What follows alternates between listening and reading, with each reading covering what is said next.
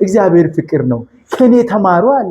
ሁሉንም አስተማረ፣ ሁሉንም አደረገልን እስከ ቀራንዮ ድረስ መስቀሉ ላይ አየን። ተጠማው አለ፣ ተራብኩ አለ። ይሄ ሁሉ ሆኖ ሳለ ወዳጄ አንተ በተጠማ ሰዓት፣ አንተ በተራብክ ሰዓት አሞት ሆምጣጤው አምጥቶ ለአንተ ብሰጡ እውነት ትጠጣ ይሆን? እውነት ትበላ ይሆን? እርሱ ግን ይህን ሁሉ እያደረጉበት ምን አለ? የሚያደርጉትን አያውቁምና አባት ሆይ ይቅር በላቸው አለ። ታዲያ ምንድነው እኛ ለዚች 70ና 80 60ና 50 ለማትሞላ እድሜ ይቅር ማንባባለው? ለምንድነው ወንድሞቻችን ላይ ሸር ስንሸርብ የምናድረው? ምንድነው የምናገኘው? ትርፉ ምንድነው? ወንድምህን ጎርተ፣ ወንድምህን በድለ፣ ወንድምህን አጥፍተ እውነት የወንድምህን እንጀራ ትበላ ይሆን? እውነት የወንድምህን እንጀራ ይጣፍጥ ይሆን?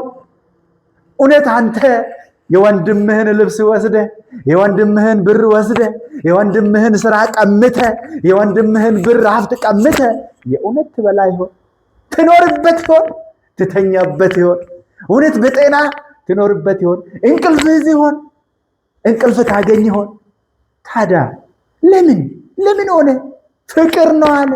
ከእግዚአብሔር ጋር መኖር ለምን አቃተን? ከእርሱ መማር ለምን አቃተን? እንሰብካለን ግን የለም፣ እንናገራለን ግን አንኖርበትም፣ ሁሉንም ነገር እናደርጋለን ግን የለንበትም። እሱ እኮ ነው ችግሩ ወዳጄ።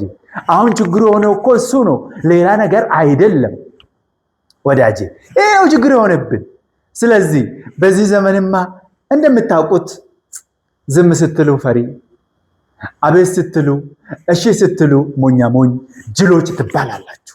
የመጨረሻ ግን ነው የምነግራችሁ፣ ቅድም እንዳልኳችሁ በማቴዎስ ወንጌል ምዕራፍ 5 ከቁጥር 5 ላይ የዋሆች ብፁዓን ናቸው ምድርን ይወርሳሉና። ግዴላችሁ ዛሬ ዝቅ ማለትን አትጥሉ። ዛሬ መታመማችሁን አትጥሉ። ዛሬ መቸገራችሁን አትጥሉ። ማጣታችሁን አትጥሉ። ነገ ከፍ ትላላችሁ በክርስቶስ ፊት፣ ሁሉንም ታገኛላችሁ።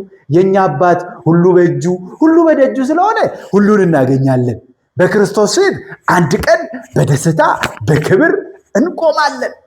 ስለዚህ ምንም አይመስል ወዳጄ፣ ሁሉ ነገር ከንቱ ነው። እውነት ነው፣ ተጎድተናል። ተጎድተንም ሊሆንም ይችላል። የተጎዳንም ያልተጎዳ ሁሉም እኩል ያለቅሳል።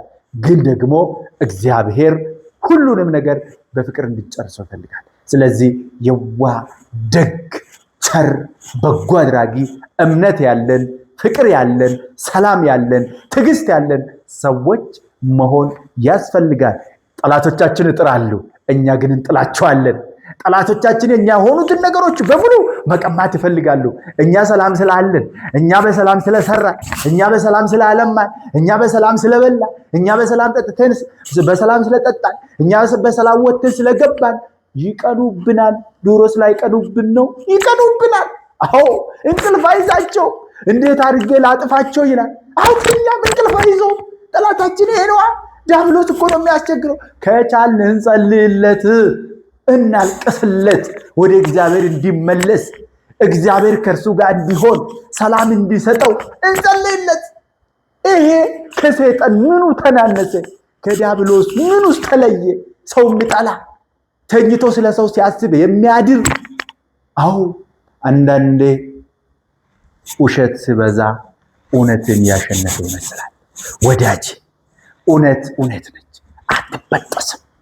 ምንም እንኳን የውሸት ጽዋ ሞልቶ እንዲህ ለመፍሰስ ወዲህ ወዲያ ቢል ውሸት ነች። አንዲት እውነት ካለች ግን ሁሉንም ትገለብጣለች። እውነትን ያዙ፣ ፍቅርን ያዙ፣ ሰላምን ያዙ። የሚያዋጣ ይሄ ብቻና ብቻ ነው። ሰላም እግዚአብሔር ከሁላችን ጋር